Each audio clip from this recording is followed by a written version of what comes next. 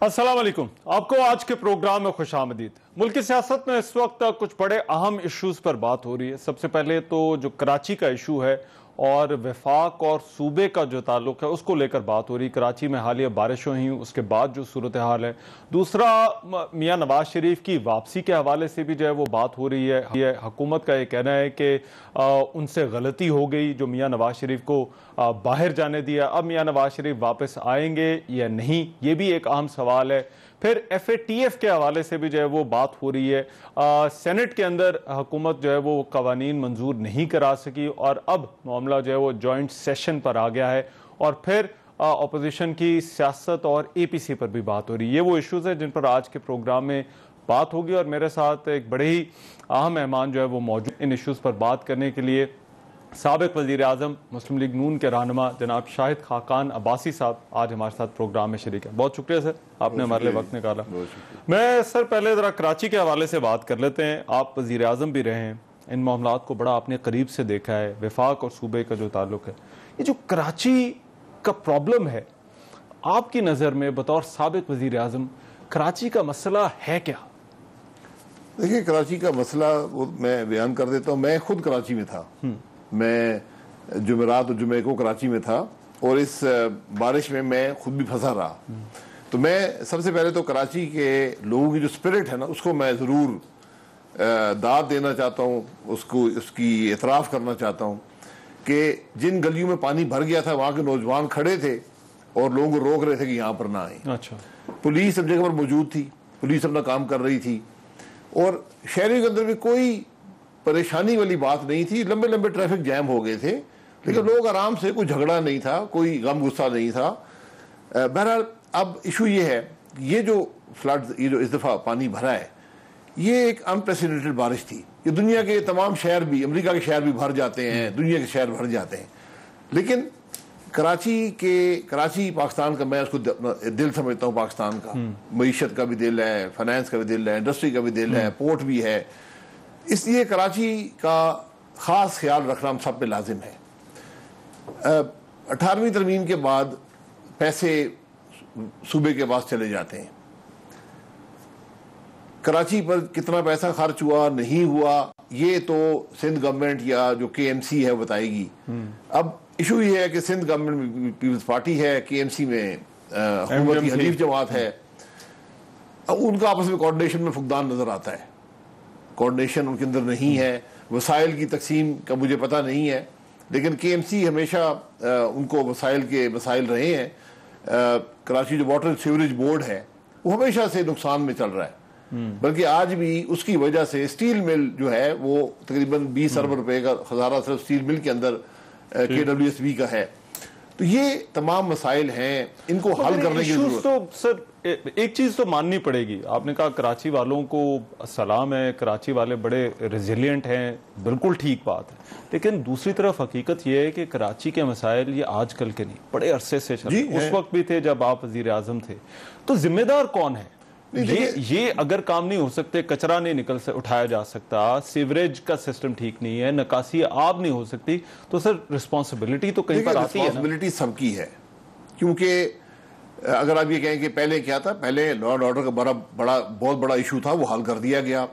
बिजली के मसाइल थे वो काफी हद तक हल हो गए थे, गैस के मसाइल हल हो गए, ग्रीन लाइन बन गई जो अब 2 साल, उसमें 6 हफ्ते का काम बाकी था, 2 साल में मुकम्मल नहीं हो सका। ग्रीन लाइन जिसने मास ट्रांजिट का एक सिस्टम था, उसका पहला फेज मुकम्मल तो वैसे वो आपको करनी थी, आप नहीं करके जा सके थे। 6 हफ्ते रह गए थे काम में, वो भी सुप्रीम कोर्ट ने डायरेक्शंस दी कि मजीद पैसे खर्च नहीं कर सकते, वो रुक गया मामला। हमने पैसे भी दे दिए थे, वो बात अब जगह पर है, ये पॉइंट स्कोरिंग की बात नहीं है। आज कराची के शहरी अपने मसाइल का हल चाहते हैं, वो वफाक और सूबे की लड़ाई नहीं चाहते, ये तमाशा उनको नहीं चाहिए, उनको मसाइल का हल चाहिए। तो इसमें अब सबको हिस्सा डालना पड़ेगा। सिंध हुकूमत आप समझते हैं जिम्मेदार है? आप वजीर आजम रहे हैं, आपके भी इश्यूज आते रहे थे जब कराची में, सिंध हुकूमत रिस्पॉन्सिबल है ये जो सूरत हाल है कराची की? देखिए, सिंध हुकूमत का भी उसमें रोल है, कराची के मसाइल के अंदर सिंध हुकूमत का भी रोल है, वहाँ पर बड़ी बड़ी हाउसिंग सोसाइटीज़ हैं उनका भी रोल है, वहाँ पर KMC का सबसे बड़ा रोल तो KMC का है जो म्यूनिसिपल कॉर्पोरेशन है, KWSB का रोल है। ये सिर्फ एक शख्स, एक, अब आपने उनको हल करना है, उनके मसाइल को तय करना है, आपने पॉइंट स्कोरिंग नहीं करनी। अच्छा, हल जो है वो किस तरह से, अब हमारे पास अब शायद खाकाना भाई साहब 3 हल जो है वो आते हैं। एक हल ये आता है कि बल्दियाती इदारों को जो है वो आप और ज्यादा इख्तियार दे दें, ये एमक्यूएम कहती है। पीपल्स पार्टी ये कहती है कि वफाक जो है वो वसाइल दे कराची को और फिर जो है वो मसाइल हल हो जाएंगे। वफाक जो है वो कहीं ना कहीं पर जो है वो जिक्र जरूर होता रहता है कि आर्टिकल 149 जो है वो उसका वक्त आ गया है। इन तीनों हल में से आपको क्या लगता है कि कराची के जो मसाइल हैं, आप वज़ीर आज़म रह चुके, हल क्या है? देखिए 149 जो है कि वफाक टेक ओवर कर ले, ये बात मुनासिब नहीं है। अच्छा, क्योंकि ये जमहूरियत की नफी है, जिसकी कराची को वफाकी इलाका नहीं बनाया जा सकता। नहीं, ये उससे क्या हल निकलेगा? वफाक आके क्या कर लेगा? वसाइल की जहां तक बात है, कुछ बड़े मंसूबे हैं जो वफाक करता है, जिस तरह पानी का मंसूबा जो कराची के लिए वफाक करता है, KWSB के को फंड दिए जाते हैं, मैस ट्रांजिट में हिस्सा डाल देता है, कुछ यूनिवर्सिटी बना देता है, कभी पोर्ट पे काम हो जाता है, तो वफाक अपने प्रोजेक्ट्स करता है। बाकी पैसे सूबे और KMC के पास हैं। अगर उनके आपस में कोई तनाव है, उसको दूर करने की जरूरत है कि शहरी जो है वो सफर ना करें। दूसरी एक बात याद रखें कि जो बेपनाह डेवलपमेंट हुई है कराची में, वो बहुत हद तक अनप्लैंड है, इलीगल है। तो अब यकीन करें कि हम एक बड़ी सड़क पर थे, तकरीबन 4-5 लेन्स एक साइड पर थी, उसकी जो ऊंची साइड थी वो पानी से भरी हुई थी, एक साइड पानी से भरी हुई थी, एक नहीं थी। यानी पानी का, क्योंकि नाले हैं नहीं, उन पर कंस्ट्रक्शन हो गई है, तो पानी सारा सड़कों पर बहता है। अच्छा, 18वीं तरमीम के होते हुए ये जो कोऑर्डिनेशन आप कह रहे हैं कि मिलकर बैठना, ये मुमकिन है? कोऑर्डिनेशन हो सकती है 18वीं तरमीम? क्योंकि सबसे बड़ा एतराज तो फिर वफाक की तरफ से ये आता है कि हम जब भी कुछ करने की और कोशिश करते हैं तो 18वीं तरमीम का मामला आ जाता है, या मामला चलाने में मुश्किल हो जाती है। जी, आप खुद जाके नहीं कर सकते ना, आपके पास तो इदारे हैं ना, इख्तियार है। आप सूबे की मदद करें, उनसे पूछे भाई आपको क्या मदद चाहिए। ये डिजास्टर मैनेजमेंट है ना। आप पूछें आपको पैसा चाहिए, आपको कोई इक्विपमेंट चाहिए, आप कोई प्रोजेक्ट्स कोई हमें बताएं, कोई प्रोजेक्ट करना हो, यानी निकासी के लिए कोई प्रोजेक्ट करना हो, तो वो लॉन्ग टर्म हल है। अच्छा, आज तो आप सिर्फ ये कर सकते हैं कि आप अपनी जो फौज की मैन पावर हो, रेंजर्स की हो, वो मुहैया कर दे, वफाक पैसे मुहैया कर दे रिलीफ के लिए, बिजली के मसाइल को जल्दी हल कर दे। तकरीबन 12-14 घंटे पूरे कराची में बिजली बंद रही, इसलिए कि बिजली नहीं थी, सिर्फ कुछ इलाकों में तारें गिरी हुई थी और खदशा ये था कि अगर उन्होंने बिजली ऑन की तो वहां पर जानी नुकसान हो जाएगा, जो हुआ कुछ इलाकों में जब बिजली ऑन की गई। तो ये तमाम मसाइल, अब उसमें होता यह है कि बिजली की कंपनी घबराती है कि अगर कुछ ऐसा हो गया तो कल हम सब की गिरफ्तारी जारी हो जाएगी, हमें नौकरी से निकाल दिया जाएगा। तो ये मामलात हमें तय करने होंगे कि एडमिनिस्ट्रेटिव जो इश्यूज हैं उनको एडमिनिस्ट्रेटिव इश्यूज समझा जाए। अच्छा, वो कोई सियासी बातें नहीं है यहाँ पर कि वजीर बयान दे रहे हैं, वजीर आला बयान दे रहे हैं, ये उसकी जरूरत नहीं। वफाकी हुकूमत का क्या रोल हो सकता है? आज वजीर आजम इमरान खान ने जो ट्वीट्स की, उन्होंने कहा कि 3 इकदामात वो सिंध हुकूमत के साथ मिलकर उठा रहे हैं। एक साफ पानी, एक नालों की जो सफाई और निकासी आब, और तीसरा जो है वो कचरे का जो मसला है। ये आपको लगता है कि ठीक तरफ जो है वो कदम है वफाकी हुकूमत का? जी बिल्कुल, जो काम करें ठीक है, लेकिन बात ये है कि ये तो लॉन्गर टर्म काम है ना, और ये सूबा ही करेगा। आपने सूबे का हाथ बटाना है, सूबे से मुकाबला नहीं करना। अच्छा, यहाँ तो मुकाबले की फजा पैदा कर दी गई है। अच्छा, तो मुकाबलाबाजी की बजाय जो है वो सपोर्ट देनी होगी। मसाइल को हल करें, मसाइल देखें कि सबसे बड़े मसाइल क्या हैं, उसमें वफाक अपना हिस्सा डाले। जिस तरह कराची के पानी का मसला था, उसको एक मनसूबबंदी के तहत हल किया गया। इस तरह बिजली का मसला था, एक मनसूबबंदी के तहत हल किया गया। गैस के मसाइल हल किए गए। लॉ एंड ऑर्डर इतना बड़ा मसला था, काम तो सूबे का है, लेकिन वफाक आया, वफाक लॉ एंड ऑर्डर की शायद खाकाना भाई साहब नोयत मुख्तलिफ है। अब यहाँ पर जब बात आती है इन मामलात की, तो तब आ जाता है फंड्स का इशू, और फिर वफाक का एक बड़ा गिला रहा है कि वफाक सूबे को तो फंड दे देता है, मगर आगे बल्दियाती इदारों को जो है वो फंड्स नहीं दिए जाते। एमक्यूएम भी अब यही कह रही है। आपको लगता है कि बल्दियाती इदारों को फंड्स देना जो है वो अभी मसले को हल कर सकते हैं, इन मसाइल को हल कर सकता है? नहीं, ये तो बल्दियाती इदारे बता दें कि उनको सफिशिएंट फंड्स मिल रहे हैं या नहीं मिल रहे, मुझे तो इसके इल्म नहीं है। ये बिल्कुल ठीक बात है कि सूबे को तो पैसे मिल जाते हैं, क्या वो आगे क्या कराची को उसका हिस्सा मिलता है या नहीं मिलता, ये मामला वहां की जो इलेक्टेड लोकल बॉडी है उसका और सूबे के दरमियान है। ये वो अदालत में जा सकते हैं, केएमसी अदालत में जा सकती है कि हमें अपने हिस्से के फंड नहीं मिल रहे। उनकी अपनी भी फंड कलेक्शन है, क्या वो उसमें कामयाब है या नहीं है। ठीक, राइट। मुझे सर एक ब्रेक लेनी है, ब्रेक के बाद जरा वापस आएंगे तो मियां साहब की वापसी और मुस्लिम लीग नून की सियासत पर जो है वो शाहिद खाकान अब्बासी के साथ गुफ्तगू जारी रहेगी। इस ब्रेक के बाद आ रहे हैं।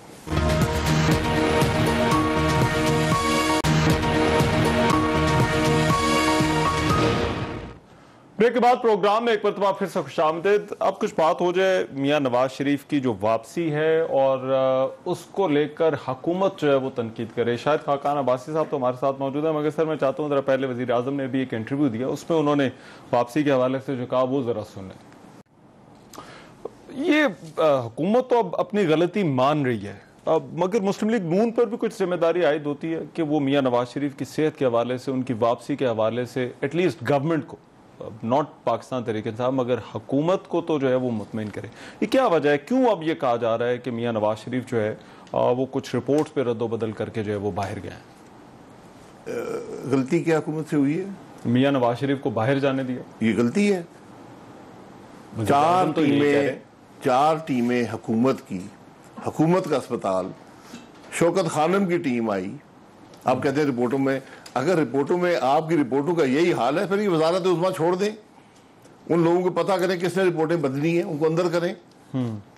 और शर्मिंदगी तो आपको इस बात की होनी चाहिए कि आपने एक साबका वज़ीर आज़म को कन्विक्ट कराया जज को ब्लैकमेल करके। ये भी एक हकीकत है ना।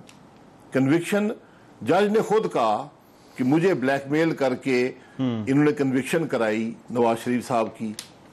जज को लाहौर हाई कोर्ट ने नौकरी से निकाल दिया। शर्मिंदगी तो इस बात की होनी चाहिए, दुनिया हंस रही है। आपको तकलीफ है कि एक आदमी इलाज कराने गया, उनकी रिपोर्टें पढ़ लें, किसी को दिखा दें। पब्लिक हुई रिपोर्टें हैं, वो वेबसाइट पर लगी हुई हैं, ट्विटर पे लगी हुई हैं, लंबी चौड़ी रिपोर्टें हैं। प्लेटलेट काउंट तो चेंज नहीं हो सकता ना। 2000 का प्लेटलेट काउंट था या नहीं था? आपने इजाजत दी या नहीं दी? काबीना बैठी रही। हाई कोर्ट ने कहा काबीना को कि भाई आप जिम्मेवारी उठाते हैं इनकी सेहत की, इनकी जिंदगी की। उसके बाद जाके ये बाहर जाने दिया। अब कहते हैं नहीं हमसे गलती हो गई। यार आपने कौन सा काम सही किया आज तक? अगर ये गलती हो गई, क्या आज पाकिस्तान की सबसे बड़ी गलती आपसे यही हुई है? मगर वो देखें, जो मियां साहब के बाहर जाने का मामला है उस पर अब जो हुकूमती तर्जुमानों का है वो कह रहे हैं कि देयर इज अ पॉसिबिलिटी कि जो है वो सैंपल्स को जो है वो टेम्पर किया गया और फिर जो है वो मियां साहब की रिपोर्ट जो है वो ये सामने हैं जिसमें प्लेटलेट्स जो थे वो 2000 जो है वो नजर आए। टेम्पर किसने किया पता कर लेना। हुकूमती अस्पताल था, एक ब्लड टेस्ट नहीं कई ब्लड टेस्ट हुए, प्राइवेट लैब से कराए गए, सारे मौजूद हैं। जब वहां पहुंचे जो ट्रीटमेंट हुआ वो भी सबको पता है। हाई कमिश्नर वहां जाके पता कर सकता है। और शहबाज शरीफ साहब ने, मैंने एक प्रोग्राम पे उन्होंने दिखाया था कि एक एफिडेविट दिया हुआ है कि मैं उनकी रिपोर्टें आपको जमा कराता रहूंगा। अगर वो रिपोर्टें नहीं जमा हुई, शहबाज शरीफ से पूछते वो जमा करवा देंगे अगर उनसे कोताही हो गई है, क्योंकि गैर मामूली हालात पैदा हो गए ना कोविड की वजह से। जब ये नवाज शरीफ साहब वहां पहुंचे हैं, उनको स्टेबलाइज किया गया, ड्रग थेरेपी जो भी थेरेपीज होती हैं, उसके बाद जाकर उनके ऑपरेशन, जहां तक मुझे इल्म है 3 ऑपरेशन होने थे। वो जब तक 3 ऑपरेशन नहीं होंगे वो सेहतमंद नहीं होंगे। अगर मुल्क का सबसे बड़ा मसला नवाज शरीफ का बाहर मुल्क से रहना है तो फिर हम सब उनको दरख्वास्त करेंगे वापस आ जाएं, मुल्क नहीं चल रहा, आप तशरीफ ले आए। आज मुल्क के मसाइल को देखें और वज़ीर आज़म उसके वजीर जो हैं वो सिर्फ इस बात पे उनको तशवीश है, ये शर्मिंदगी है कि नवाज शरीफ साहब गलती से, उनके मुताबिक गलती से बाहर, बात सुनो, गलती से बाहर चले गए। उनको 110 रुपए की चीनी में शर्मिंदगी नहीं है। अच्छा। उनको 50-75 रुपए के आटे पे शर्मिंदगी नहीं है। उनको बिजली में 40% इजाफे की शर्मिंदगी नहीं है। अच्छा। उनको गैस की शर्मिंदगी नहीं है। उनको बेरोजगारी की शर्मिंदगी नहीं है। उनको मुल्क की मईशत की तबाही की शर्मिंदगी नहीं है। मईशत की ग्रोथ खत्म होगी उसकी शर्मिंदगी नहीं है। उनको सिर्फ एक बात की शर्मिंदगी है, शर्मिंदगी है तो शर्मिंदा होते रहे। मगर मियां साहब की सेहत के हवाले से तो आप जाहिर बात है आप लोगों के राब्ते होंगे, क्या मियां साहब का इलाज जो है वो कितना हो गया है और कितना रह गया है, कोई इस बारे में क्या इतलात क्या है? नहीं, मैंने बताया ना कि उनके जहां तक मुझे इल्म है 3 ऑपरेशन होने हैं। अच्छा। सर्जिकल इंटरवेंशन, और वो मामूली नहीं है, सीरियस किस्म की हैं। वो कोई मामूली ये नहीं है कि आपका कोई पिता निकाल दिया है, कोई ऐसी सीरियस ऑपरेशन है। वो होने वहां पर कोविड की वजह से ऑपरेशंस बंद कर दिए गए थे। अब वो आहिस्ता आहिस्ता खोल रहे हैं, क्योंकि वहां पर अभी भी उनका मेडिकल सिस्टम वहां ओवरवेल्म्ड है कोविड की वजह से। और दूसरा खतरा इन्फेक्शन का होता है, क्योंकि जिस आदमी का इम्यूनिटी लेवल लो हो, ये सब बातें हुकूमती डॉक्टर भी जानते हैं, इनके वज़रा भी जानते हैं। ये सिर्फ पॉइंट स्कोरिंग के लिए, सियासत खेलने के लिए इन्होंने ये तमाशा लगाया। अगर मुस्लिम लीग नून के अंदर भी तो कोई बात होती हुई टाइमलाइन जो है वो क्या कोई दी जा सकती है कि मियां साहब की वापसी की या उनके इलाज की जो है वो टाइमलाइन क्या है? टाइमलाइन सिर्फ डॉक्टर दे सकता है। डॉक्टर दे सकता है, क्योंकि इलाज करवा के आएंगे। अगर आप ये चाहते हैं, अगर आप जिम्मेवारी उठाते हैं कि हम उनकी जिंदगी के जिम्मेवार हैं, तो उनको बुला लें। या मुल्क नहीं चल रहा तो हमें कह दें, हम उनकी मिन्नत करेंगे, ये इलाज ना करवाएं, अपनी जान पे खतरे में डालें और वापस आ जाएं।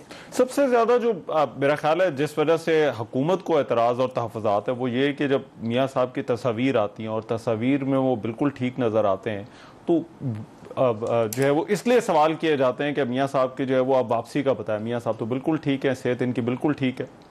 क्या आप एक मरीज की तस्वीर से वज़ीर साहब तशखीस कर सकते हैं कि ये मरीज ठीक है, ये नहीं है? पाकिस्तान के तमाम मरीजों की फोटो को भेज दिया करें, वो बता देंगे। उनके इलाज में शामिल है चहलकदमी, ताकि ब्लड सर्कुलेशन बढ़े। ये सब डॉक्टर जानते हैं। अच्छा, तो वो चहलकदमी के लिए बाहर जाते हैं। इंसान है कि ये एक प्याली चाय भी पी ली होगी। तो आप ये कहें तस्वीर में उन्होंने कपड़े पहने हुए, बीमार नहीं है। बीमारी उनकी बड़ी अया है। आप वो रिपोर्टें पढ़ लें कि कोमॉर्बिडिटीज का जिक्र है कि सिर्फ एक बीमारी नहीं है, ऐसी बीमारियां जो आपस में लिंक्ड हैं। एक का इलाज करेंगे दूसरे पे असर पड़ता है, दूसरे को करेंगे तीसरे पे असर पड़ता है। अच्छा, तो इश्यूज बड़े सीरियस हैं, इसको मामूली मत। अच्छा, एक और चीज जो कि वजीर आजम इमरान खान ने अभी अपने इंटरव्यू में जो है वो बात की, और उसमें उन्होंने कहा कि उनके पास सिफारिश भी उनको करवाई गई कि नवाज शरीफ को जो है वो जाने दे। मैं ये जरा सुन लें जरा उन्होंने इस इंटरव्यू में इस हवाले से क्या बात की, फिर सवाल करते हैं। क्या मियां नवाज शरीफ के बाहर जाने के लिए सिफारिश करवाई गई? वज़ीर आज़म साहब कह रहे, वो खुद कहते सिफारिश नहीं थी। देखिए, नवाज शरीफ साहब 1985 से इस मुल्क में सियासतदान है, 90 में प्राइम मिनिस्टर बने थे। पूरी दुनिया के जो पॉलिटिकल लीडर के ताल्लुकात हैं, वो भी ये तमाशा पाकिस्तान के अंदर लगा हुआ उसको देखते हैं। उनको भी नजर आता है कि ये नाइंसाफी हो रही है। उनको भी नजर आता है कि उनके वज़रा यहाँ मौजूद हैं, वो चेक करवाते हैं कि हमसे वज़रा सुफराज हमसे चेक करते हैं कि क्या उनकी क्या सेहत का क्या हाल है। तो कहीं इनसे मुलाकात हुई होगी, उन्होंने कहा होगा भाई आप क्या कर रहे हैं। एक इतना सीनियर पॉलिटिशियन है, वर्ल्ड के स्टेज पे स्टेट्समैन है, आप इलाज के लिए जाने दें। कहा होगा, मुमकिन है। अच्छा, हमने सिफारिश नहीं कराई। अच्छा, ये बिल्कुल सीधी बात है। उन्होंने खुद कह दिया है। अच्छा, कि सिफारिश नहीं कराई थी। मुझे उन्होंने कहा जी कि आप उनके इलाज के लिए कोशिश करें। अच्छा, मगर शायद खान अब्बास साहब जो ज्यादा अभी इस वक्त क्योंकि जो इस पर बात हो रही है वो उसमें एक और नुक्ता वो ये है कि मियां नवाज शरीफ गए तो वहां पर इलाज के लिए, लेकिन वो वहां जाकर सियासत कर रहे हैं, राब्ते कर रहे हैं लोगों से। क्या इलाज के लिए जाने वाले को वहां जाकर जो है वो सियासत करनी चाहिए? इंग्लैंड की सियासत कर रहे हैं, पाकिस्तान की कर रहे हैं। पाकिस्तान में किससे क्या सियासत की है? आपने उनको हुकूमत से निकाला, आपने सियासत से निकाला हुआ है। उन्होंने कोई टीवी इंटरव्यू दिया, कोई किसी को तकरीर की, कोई जलसा किया। आप सियासत किसको कहते हैं? आपने तो उनका सियासत वजूद खत्म किया हुआ है, लेकिन पाकिस्तान के अवाम के दिलों में है। आप निकाल सकते हो, निकाल लें। पार्टी के मामलात में इस वक्त उनका कोई अमल दखल है? पार्टी के मामलात में कोई फोन पे मशवरा हो जाता होगा, मुझे पता नहीं है। अच्छा, हाँ, कोई उनका सदर हमारे शहबाज शरीफ साहब हैं, यहाँ पर मौजूद हैं। कोई हिदायत जो मियां नवाज शरीफ वहां से कोई ऐसी हिदायत मैंने नहीं देखी दोबारा रास्त। अच्छा, शहबाज शरीफ साहब को उनसे मशवरा होता होगा, ऐसी कोई सियासत नहीं है। अब तो इसका ये मतलब है कि शायद खान अब्बास साहब के मियां नवाज शरीफ अब अपनी मर्जी से वापस आएंगे। जो हुकूमत अभी कह रही है कि हम कोशिश करेंगे, हम राब्ते करेंगे, हम उनको लेकर आएंगे। नहीं, अपनी मर्जी से नहीं आएंगे, ना ही हुकूमत के कोशिश से आएंगे, डॉक्टर की मर्जी से आएंगे। अच्छा, जब डॉक्टर इजाजत देगा कि आप सेहतमंद हो गए हैं, आप सफर कर सकते हैं, आप चले जाएं, उस वक्त आ जाएंगे और जेल जाएंगे। अच्छा, हम ये भूल जाते हैं कि वही आदमी है जो लंदन में था और बैठा रहता, आप हाथ ही लगा सकते थे। अच्छा, फिर भी जहाज में बैठ के आया अपनी बेटी के साथ और जेल चला गया। अगर जेल से घबराता होता तो वहीं बैठा रहता, आप यकीन करें फांसी लगा सकते थे। आपके कॉलीग हैं राना सनाउल्लाह, उन्होंने तो जो है वो कहा है कि जब तक हुकूमत नहीं जाएगी मियां नवाज शरीफ जो है वो नहीं आएंगे। उन्होंने कहा जब हुकूमत की तबीयत खराब होगी तब वापस आएंगे। जी मैं भी यही कह रहा हूँ कि हुकूमत की तबीयत खराब है, पाकिस्तान नहीं चल रहा, तो उनसे हम दरख्वास्त करेंगे वापस आके हुकूमत की तबीयत ठीक कर दे। अच्छा, मगर मियां साहब की वापसी के हवाले से अभी कोई वाजे जो है वो फैसला या अभी कोई तारीख जो है वो नहीं दी जा सकती। ये ना मैं दे सकता हूँ, ना मियां नवाज शरीफ दे सकते हैं, ना हुकूमत दे सकती है, ना कोई और दे सकता है, सिर्फ डॉक्टर दे सकते हैं। जब डॉक्टर मुतमईन होंगे आप वापस आएंगे। और हुकूमत जो कोशिशें करी उनको वापस लाने की, वहां पर सैर करने नहीं गए, इलाज करवाने गए हैं। जब इलाज मुकम्मल हो जाएगा, अगर ये कोविड ना होता शायद अभी तक इलाज मुकम्मल हो गया होता। जो मेरी नॉलेज थी, शुरू में बताया गया था कि 3 से 6 माह लगेंगे। अभी वैसे इलाज हो रहा है, शुरू हो चुका हुआ? जी इलाज जाते हुए शुरू हो, स्टेबलाइज करना था सबसे पहले, फिर बॉडी को कुव्वत मुदाफ़त जो है उसको बढ़ाना पड़ता है। वो डॉक्टरों ने बढ़ाया है। बल्कि कोरोना के अंदर तो शुरू में तो उनको 2-3 महीने घर से बाहर भी नहीं निकलने दिया गया कि आप बिल्कुल ना निकलें, क्योंकि आपको इन्फेक्शन लगी और आपकी कुव्वत मुदाफ़त बड़ी कमजोर है। और अभी खैर ये हुकूमती वज़रा की तरफ से कुछ बात हुई, उन्होंने कहा, जो वफाक के वज़ीर हवाबाजी हैं, हाँ, उन्होंने बात की, उन्होंने कहा कि नवाज शरीफ जो डील करके गए हुए हैं। क्या कोई डील हुई है उनके जाने के मामले के ऊपर? वफाकी वज़ीर हवाबाजी से डील करके गए हैं, गए जहाज में थे, मैं ये कह सकता हूँ। हाँ, हो सकता है उनसे कोई जहाज लिया हो, मुझे पता नहीं है, वो बता दे। मैं यही मसला है इस हुकूमत का, हर वजीर जो है सवाई अपने काम के हर दूसरा काम वो जानता है। अच्छा, अपना काम किसी को नहीं आता। पूरे मुल्क हर इदारा तबाह कर दिया है, लेकिन हर दूसरे आदमी का सियासत वो जानते हैं, सियासी बयान देना जानते हैं, और एक दूसरे से बढ़ चढ़ कर एक दूसरे से रेस लगी हुई है कि कौन जल्दी को सियासी बयान दे के वज़ीर आज़म को खुश कर ले कि आज मैंने गालियां ज्यादा दी अपोजिशन को। ये आज सियासत है मुल्क के अंदर। मगर मुझे बताएं कि अभी इस वक्त पार्टी जो है वो, ये सवाल आपसे पहले भी बहुत दफा पूछा जा चुका, बट अभी मैं मौजूदा हालात में पूछ रहा हूँ, पार्टी जो है वो कौन चला रहा है? मियां नवाज शरीफ तो कायद हैं, आपने कहा कि वो बाहर अपना इलाज के ऊपर जो है वो फोकस कर रहे हैं। यहाँ पर पार्टी आपकी जो है वो उसके फैसले कौन ले रहा है? देखिए एक बात याद रखें, मुस्लिम लीग नून का जो वोटर है वो आज भी मियां नवाज शरीफ को लीडर मानता है। वोट मियां नवाज शरीफ को पड़ता है। ये कुदरत के काम होते हैं। वो आज ना पार्लियामेंट में हैं, ना वो सियासत कर रहे हैं, बीमार हैं, जेल में हैं, लेकिन वोटर उनके साथ आइडेंटिफाई करता है। जो कुछ उन्होंने किया है मुल्क के लिए उसका इतराफ करता है। पार्टी, शहबाज शरीफ साहब सदर हैं, मुशावरत से वो पार्टी चलाते हैं। 5-8 सीनियर लोग हैं, जो इशू हो उससे मुशावरत करते हैं। मैंने ये सवाल इस वजह से पूछा है कि आपकी पार्टी की सियासत पर बहुत सारे सवाल उठते हैं। कभी जो है वो बहुत ज़्यादा जारहाना हो जाती है, कभी जो है वो बिल्कुल एक और तरह के वो कहते हैं ना कि गियर जो है वो चेंज करती रहती है। तो ये क्यों होता है? क्या फैसला करने वाले बदल जाते हैं? अभी हमने मरीम नवाज की पेशी के ऊपर देखा, नैब में जब वो पेश होने के लिए गई तो उस वक्त पार्टी का एक बड़ा जारहाना रवैया था। उनकी सियासत भी जो है वो इस तरह से है कि वो बड़े लंबे अरसे के लिए जो है वो खामोश रही, लेकिन उसके बाद जो है वो फिर जो है वो सियासत में जो है वो दोबारा उनकी वापसी हो जाती है। ये क्यों है? क्या पार्टी की एक कोई वाज़ेह पॉलिसी नहीं है, या पार्टी जो है वो हालात देखकर जो है वो अपना लाहेमल जो है वो तय करती है? आपने बात जवाब खुद ही दे दिया।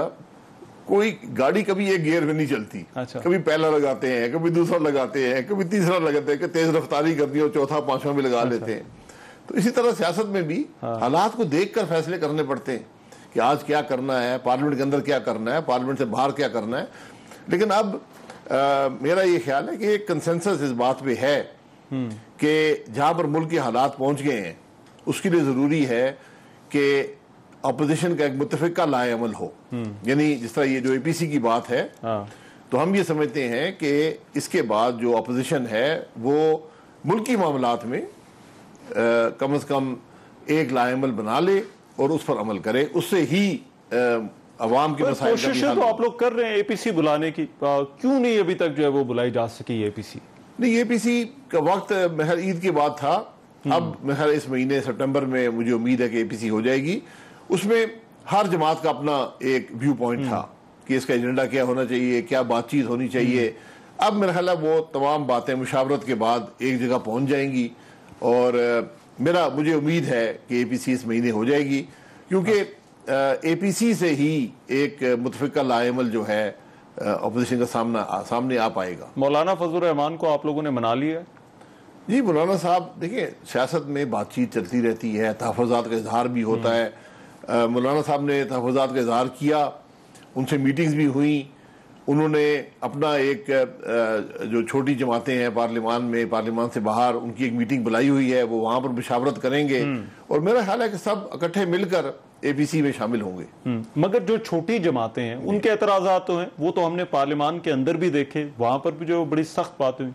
तो छोटी जमातों के तहफ़्फ़ुज़ात और वो आप लोगों को कहा गया कि आप लोग खामोश तमाशाई जो है वो बने हुए, क्या वो अब दूर हो गए छोटी जमातों के तहफ़्फ़ुज़ात? जी बिल्कुल, देखिए खामोश तमाशाई अगर बने हैं, ये तो पहले दिन से ये मसला है, क्योंकि जो छोटी जमात, खासतौर पर मौलाना फजलुर रहमान साहब का, दीगर जो पॉलिटिकल लीडर्स हैं, उनका ये ख्याल था कि पार्लियामान में नहीं जाना चाहिए। जब 2018 में इलेक्शन हुए तो फिर ये फैसला हुआ कि बड़ी जो जमातें थी, पीपल्स पार्टी और PMLN, हमने ये फैसला किया कि नहीं, जमहूरी अमल को आगे चलाने के लिए पार्लियामान में जाना ज़रूरी है, वरना ये डिरेल हो गया तो फिर मामला और ख़राब हो जाएगा।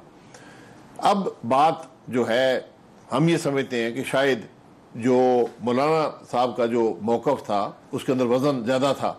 अच्छा, कि अब बात जो है वो ज़्यादा एग्रेसिवली हमें इशूज़ को परसू करना पड़ेगा और एक मुत्तफ़िका लाएमल के साथ हमें अब आगे चलना पड़ेगा। जब आप ये कहते हैं कि उनकी बात में वज़न ज़्यादा था, तो क्या रिग्रेट कर रहे हैं कि असम्बलियों के अंदर क्यों गए और मौलाना ठीक कहते थे और आप गलत थे? नहीं, रिग्रेट की बात नहीं है, हुकूमत का रवैया ये बताता है।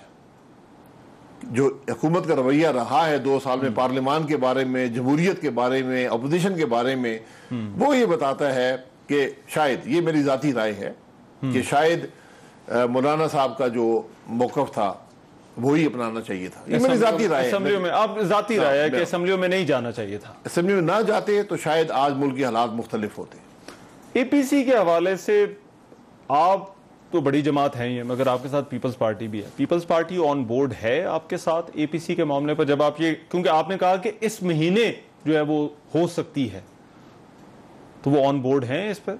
जी, मेरा ख्याल ऑन बोर्ड होंगे। मैं रास्त इस प्रोसेस में नहीं हूँ, लेकिन हालात का इल्म रहता है तो डेफिनेटली वो भी ऑन बोर्ड होंगे। बड़ी जमात हैं तो डेफिनेटली ऑन बोर्ड होंगे। अच्छा। बल्कि वो तो आपने बयान देखे होंगे कि हमें उन्होंने गिरा किया 1-2 दफा कि शायद PMLN जो है वो उतनी तेजी से काम नहीं कर रही जिसकी जरूरत है। अच्छा, तो बिल्कुल ऑन बोर्ड होंगे। तो रहबर कमेटी के हवाले से भी जो है वो अब, क्योंकि ये बात होती रहती है कि आपका भी नाम कहीं उसके अंदर आ रहा है, तो रहबर कमेटी अब इस हवाले से फैसला करेगी या उसका मैकेनिज्म जो है वो कोई और सोच रहे हैं आप लोग एपीसी को बुलाने के लिए, जमातों को इकट्ठा करने के लिए? नहीं, छोटी रहबर कमेटी बनी हुई है, इसकी पहले भी मीटिंग होती रही है। उसमें PMLN की तरफ से मैं और एहसन इकबाल साहब और साद रफीक साहब हैं, तो मुशावरत से टॉप लीडरशिप की मीटिंग होती रहती है। अभी भी शहबाज साहब और मौलाना साहब की मीटिंग हुई है। अच्छा, उससे पहले शहबाज साहब की, बिलावल साहब की मीटिंग हुई थी, वो भी चलता रहेगा, यहाँ भी होता रहेगा। तो शायद खाकान अब्बास साहब ये भी थी कि मौलाना कोई गारंटीज मांग रहे हैं आप लोगों से कि आप लोग जो है वो उस तरह से नहीं करेंगे जिस तरह उनके साथ जो है वो पहले हुआ है। तो क्या नून लीग जो है वो क़यादत अब वो मौलाना को मुतमईन करने के लिए वो गारंटीज देने को तैयार है? नहीं, गारंटी सियासत में कोई नहीं होती, कि लिखी हुई गारंटीज तो नहीं होती। लेकिन मैंने कहा ना कि मौलाना साहब ने इख्तलाफ किया था 2018 में, और बड़ा सख्त इख्तलाफ किया था। तो वो ये उनका शायद मौक़िफ़ ये होगा कि आप कम से कम मेरी बात को ज्यादा वजन दिया करें, तो मैं, ये उनके तहफ़्फ़ुज़ात है।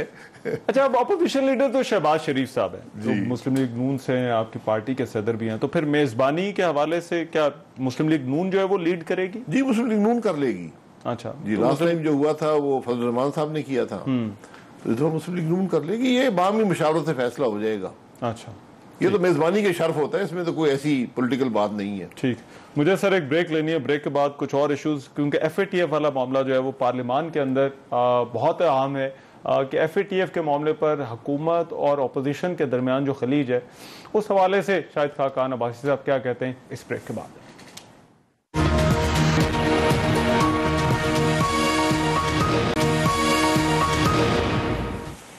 ब्रेक के बाद प्रोग्राम में एक मरतबा फिर से खुशामदीद।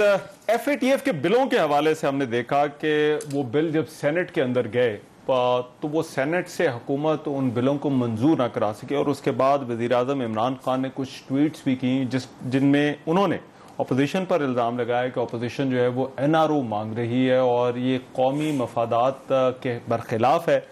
शाहिद खान कालाबाज साहब, ये मामला जो है वो तो कौमी सलामती का है, क्या अपोजिशन ब्लैकमेल कर रही है हुकूमत को इस मामले पर, FATF के मामले पर? यही बात है ना, या कौमी सलामती है या सियासत खेलनी है, आपने ये फैसला कर लें। आप यकीन करें जितनी रिस्पॉन्सिबिलिटी से हमने काम किया है FATF के बिलों के लिए, शायद पाकिस्तान की तारीख में किसी ऑपोजिशन ने नहीं किया। मैं इसकी पूरी डिटेल जानता हूं। अच्छा। कोई बिल्स की तादाद नहीं बताई गई, कभी कहीं जी ये बिल है, कभी कहीं वो बिल है। बहरहाल 9 बिल आए, 9 बिल, 2 बिल हमने रिजेक्ट कर दिए। एक बिल था इकोनॉमिक टेररिज्म का। आप यकीन करें कि इंडिया जो आज इस्तेमाल कर रहा है ना कश्मीर के अंदर, वहां मकबूजा कश्मीर के लोगों को दबाने के लिए, ये बिल उससे भी ज्यादा खौफनाक था। अच्छा। यानी आप किसी पाकिस्तानी शहरी को 6 महीने के लिए गायब कर सकते हैं, गायब, कोई लीगल रिको। उस बिल की अंग्रेजी गलत, कानूनी तौर पे गलत, उसका मकसद गलत। हमने कहा भाई ये क्या कर रहे हैं आप, किसने बिल बनाया? तो आदमी को बुलाएं जिसने ये लिखा है। चुप। वो बिल फिर कहते नहीं FATF का बिल नहीं, वो बिल गायब हो गया, खत्म हो गया। एक CRPC की अमेंडमेंट थी। CRPC 1888 या 98 से चल रहा है। उसमें अगर आप ऐसी अमेंडमेंट्स करेंगे जिस तरह की ये लेकर आए थे, आप यकीन करें कि जो ऑलरेडी जो आपके थानेदारों के पास इख्तियारात है ना, वो तो किसी शहरी को नहीं रहने देंगे। जो अमेंडमेंट ये लेकर आए थे, वो भी इनकी मिन्नत समाजत की, खुदा का खौफ करें, आप क्या कर रहे हैं। अच्छा। बड़ी मुश्किल से वो बिल खत्म कराया। 5 बिलों में हमने तरामीम करके, हमारी तरामीम अपोजिशन की जो हुकूमत लाई थी, गलत बिल थे, तरामीम करके इनको कन्विंस किया कि भाई साहब ये गलत बिल है, मत इस तरह करें, ये मुल्क का भी नुकसान होगा, मुल्क के मुफाद का नुकसान होगा। जो कुछ आप कर रहे हैं, आप पाकिस्तान के लिए मुश्किलात खड़ी कर रहे हैं और पाकिस्तान के अवाम पर भी बोझ पड़ेगा। वो 5 बिल हमारी तरामीम के साथ, वो कोई छोटी मोटी तरामीम नहीं, बेपनाह तरामीम के साथ मंजूर हुए, वो हो गए। ये हो गए 7 बिल, 2 रिजेक्ट हो गए, खत्म हो गए, 5 ये हो गए। 2 बिल ऐसे थे, एक वक्फ प्रॉपर्टीज का, एक एंटी मनी लॉन्ड्रिंग एक्ट है, उसकी अमेंडमेंट थी। वक्फ वाले में कुछ तरामीम हो गई, कुछ बाकी रह गई। हमने कहा हमने असेंबली के फ्लोर पे पेश करनी कि भाई ये तरामीम देख लें। हुकूमत ने नहीं, ना बात सुनी, ना कुछ बुलडोज कर दिया। वक्फ प्रॉपर्टीज का बिल है, कोई बड़ी लंबी चौड़ी बात नहीं है, सारे सूबों ने भी वही बिल अप्रूव करने। बात तो सुन ले, बात आप सुनने को तैयार नहीं है, वो सेनेट में भेज दिया। उसके साथ एंटी मनी लॉन्ड्रिंग एक्ट था, उसकी भी जो ओरिजिनल बिल आया था, जो हमने तरामीम की, जो एग्री हुई हुकूमत के साथ, आप उसका फर्क देख लें। अच्छा। उसके असरात देख लें। 3 चीजें रह गई थी जिस पे एग्रीमेंट नहीं हुआ था। एक ये था कि नैब का इतलाक मनी लॉन्ड्रिंग पे कैसे होगा। हमने ये कहा कि अगर नैब होती है सिर्फ होल्डर्स ऑफ पब्लिक ऑफिस के लिए, सियासतदानों के लिए, नैब में ऑलरेडी मनी लॉन्ड्रिंग मौजूद है। अगर कोई पब्लिक ऑफिस होल्डर्स के लिए, जी, नैब में मौजूद है। अब आप आमला को अगर उससे लिंक करेंगे तो होगा क्या कि कोई शख्स भी जो एंटी मनी लॉन्ड्रिंग एक्ट में आता है, ये कानून हर पाकिस्तानी शहरी पे अप्लाई होता है। अच्छा। हर पाकिस्तानी, चाहे वो सियासतदान हो या ना हो, आमला सब पे अप्लाई होता है, कोई भी इसे एग्जेम्प्ट नहीं है।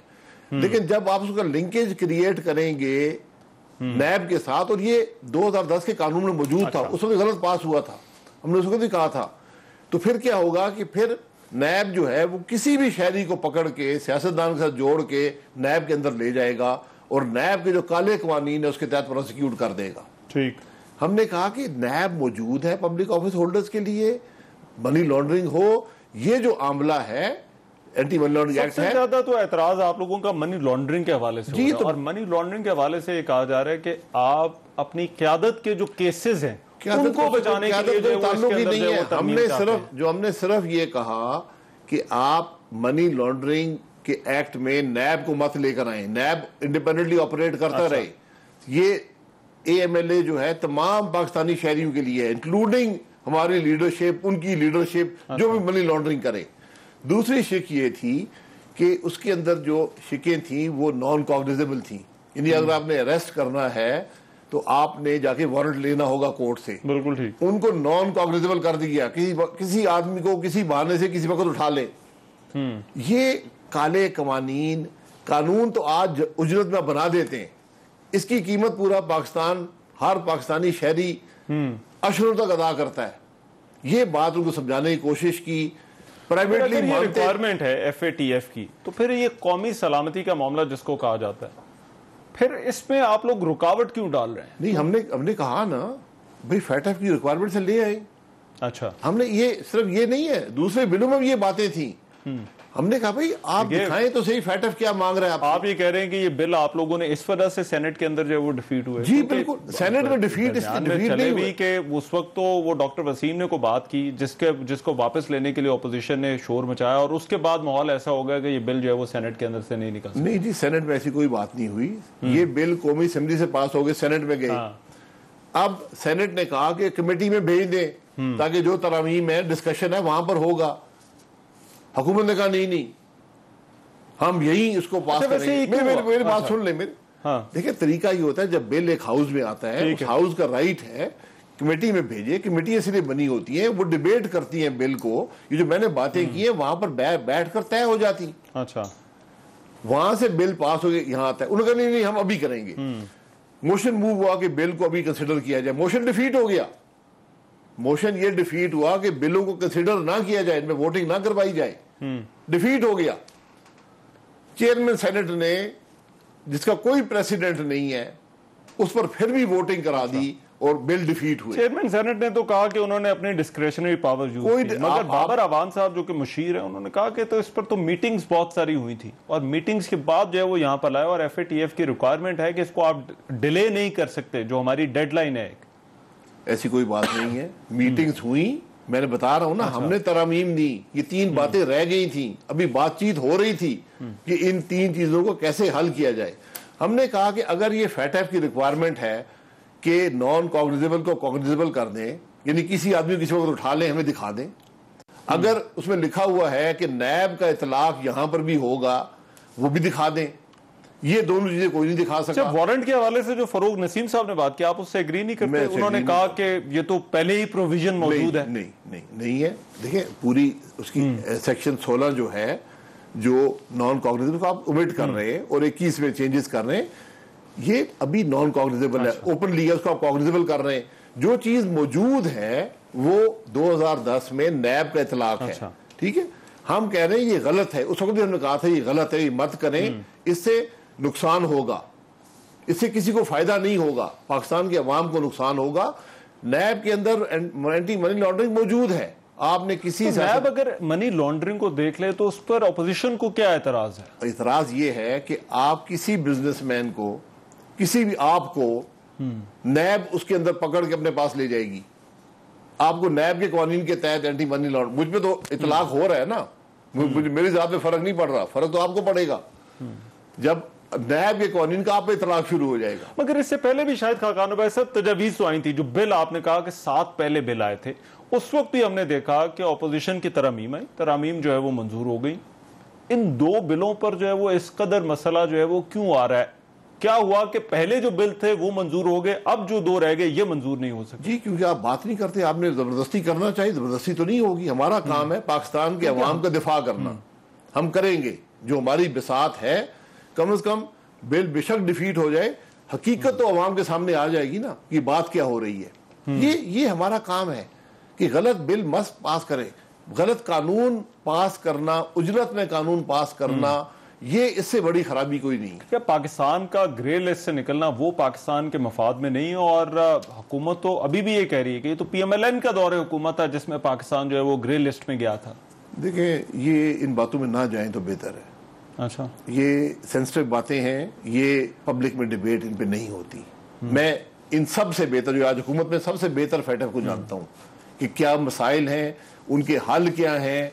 इसमें कौमी सलामती के मामलात हैं, ये पब्लिक डिबेट का इशू नहीं है। अच्छा, दुनिया में कहीं भी इसको पब्लिक डिबेट का इशू नहीं बनाया जाता, और खासतौर पे हमारे बहुत ज्यादा पेचीदगी है इस मामले में। हमें बड़े एहतियात और बड़ी जिम्मेदारी के साथ इसको डील करना चाहिए। सियासत खेलने की जगह नहीं है। अच्छा, सियासत हुकूमत ने खेल ली है, वो उनको मुबारक हो, हम सियासत नहीं खेलेंगे। मगर पाकिस्तान के पास वक्त कम है, आपको लगता है कि इस पर इत्तेफाक हो सकता है? बिल्कुल हो सकता है। आप बैठे भाई, मैं तो कहता हूँ पब्लिक में डिबेट करा लें, हमारी बात सुने। अगर हम गलत कह रहे हैं आप कह दें भाई इसमें ये गलती है, जवाब वो दे नहीं पाते। एक खराब कानून पास करके अगर पाकिस्तान को फायदा होता है तो मुझे बता दें। ठीक, मुझे सर एक ब्रेक लेनी है, ब्रेक के बाद वापस आते हैं। साबिक वज़ीर आज़म शाहिद खाकान अब्बासी के साथ हमारी ये खुसूसी नशिस्त जारी रहेगी।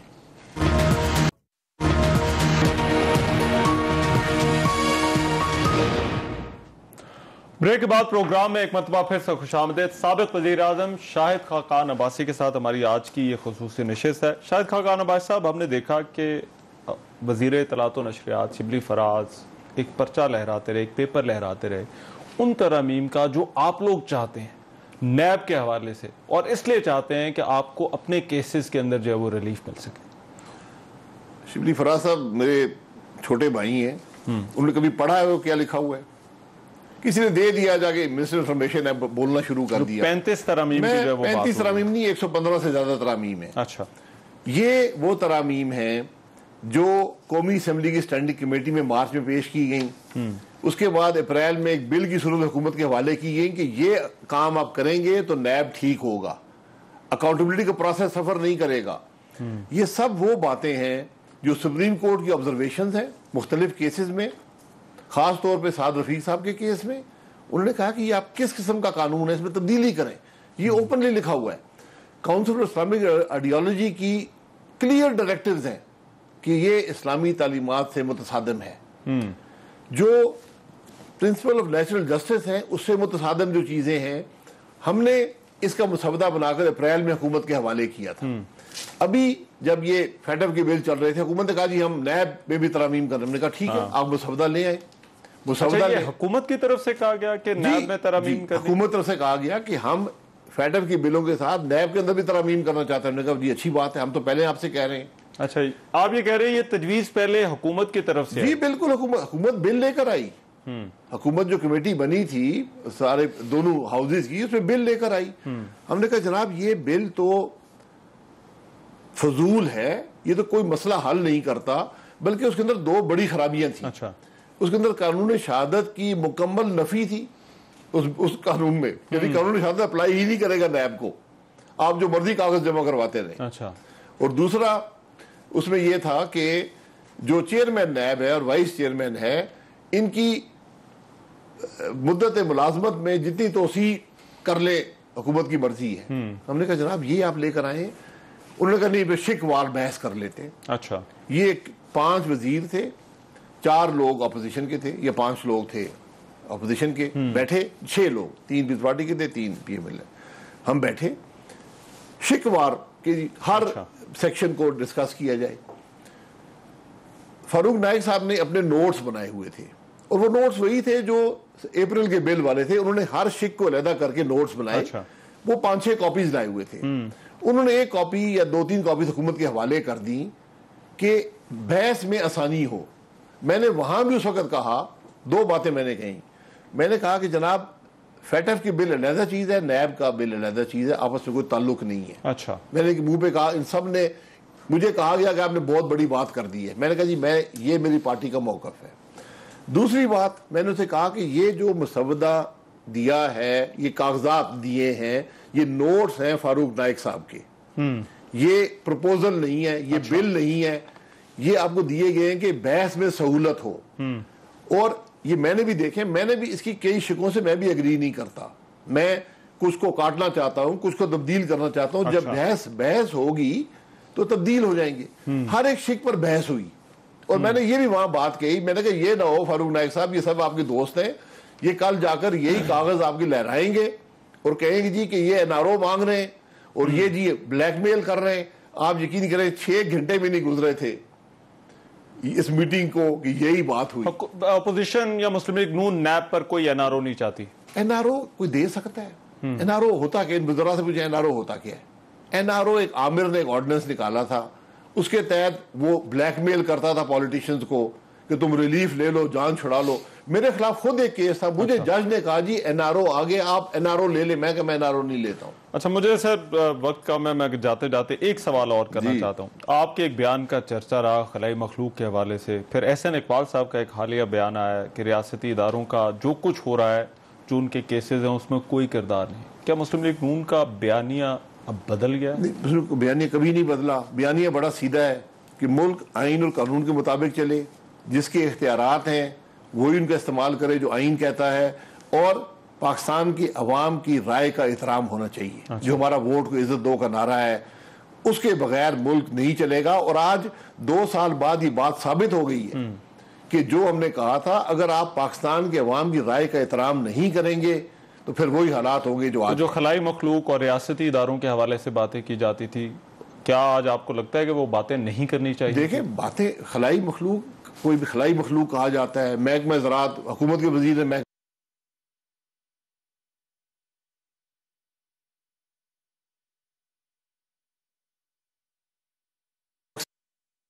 आपके उस बयानिए का हिस्सा नहीं होता। ये आप जिक्र करते हैं कि जो असरात हैं, जो एस्टेब्लिशमेंट जिसको हम कहते हैं, एस्टेब्लिशमेंट सबसे आसान लफ्ज है। खलाई मखलूक का लफ्ज भी इस्तेमाल हुआ, महकमा ज़राअत भी हुआ। जो एहसन इकबाल साहब ने बयान दिया, मुझे उसकी कॉन्टेक्स्ट का नहीं पता। अच्छा। मैं कराची में था, 2-3 दिन से मेरी उनसे बात नहीं हुई कि उसको मैंने देखा है जो बयान दिया है, लेकिन मुझे ये नहीं पता कि उससे पहले क्या बात हुई, उसके बाद क्या बात हुई। ठीक। लेकिन जो बात उन्होंने की है, क्यों की है, वो मेरी समझ में नहीं है। क्योंकि हुकूमत तो इक़्तिदार में तो हुकूमत है ना। हाँ। फौज तो इक़्तिदार में नहीं है, हुकूमत की जिम्मेदारी बनती है। शायद उस कॉन्टेक्स्ट में उन्होंने बात की। बहुत शुक्रिया। शाहिद खाकान अब्बासी साहब हमारे साथ मौजूद है। आज के प्रोग्राम से इतने, इजाजत दीजिए, अल्लाह ने के बाद।